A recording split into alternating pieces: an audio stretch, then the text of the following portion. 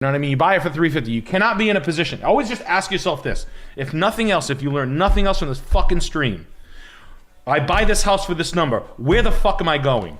Walk yourself through what you're gonna do. Let's take this house for example. You do all that shit I said. Say you do it on the cheap. Say you do it for 35 grand. You can't, but let's say you can. Say you're a contractor and you have some cabinets laying around from $1 million reno, and you can do the floors and you can do the work yourself.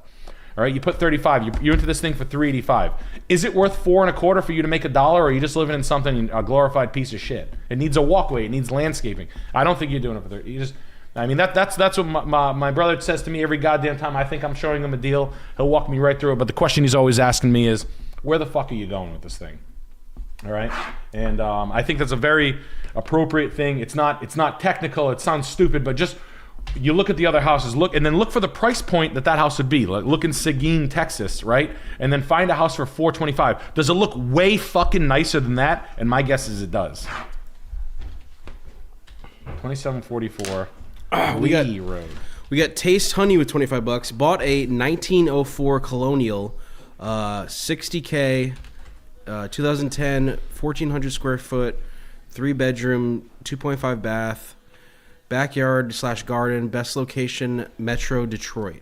Ooh. Put $60K in the house, paid off $120K in 2015. Had cash when bought it and let the banks work. Long-term tenant, worth $275 to $325. Do I sell? No, pull out of it.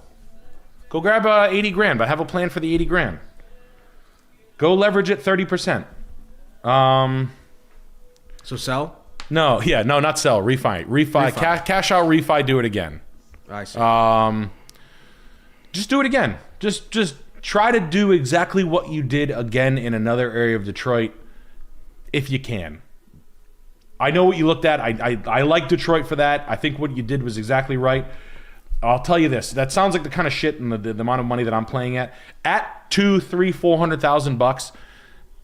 And then on an area like Detroit that's on the come up. Detroit's still on a come up, honestly. I think you got a 4 or 5 year run. I wouldn't get out. I wouldn't. I really wouldn't. There's no need for you to get out. You're covered. The guy owes, even if you owe, I don't know if you said you owe $120 or you owe 0 on it.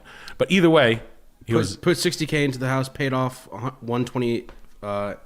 You paid it off at $150. Yeah, this house stands him nothing.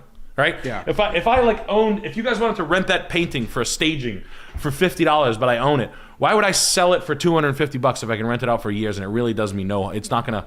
I get that landlording, but landlording a paid off single family home is not the same as owning a tenement house with shithole tenants. It's not the same thing. Yeah. It's a totally different person. So managing fucking Section 8 housing and shit like that, and people complaining and fucking shit happening outside your house and fights happening, drunks and fucking drug addicts coming in and out of your house. That is not the same thing as owning a bunch of decently priced single family homes, which is a move that a lot of people do. It's not easy, it's not free, but where the hell else are you going to get reoccurring income that you can leverage against that kind of goes against, like if you make $70,000 a year, but you're making all that money in rental income, now you're actually making $105,000 a year. So you can leverage on that more when the rates get low. You're giving away like your free access to dough according to the banks. If you sell that, sure, you have a cash pile and whatnot, but you don't necessarily have to do that. There's not a situation where you're going to need $300,000 for the next maneuver. You just probably wouldn't do it, right? Because you're pretty frugal because you bought a cheap house in Detroit. You're not going to go fucking psycho and then buy something. If you do have a plan where you need it, maybe that's the move. But I would have kept everything and leveraged and then maybe taken down my next move a little bit more and not gone so aggressive.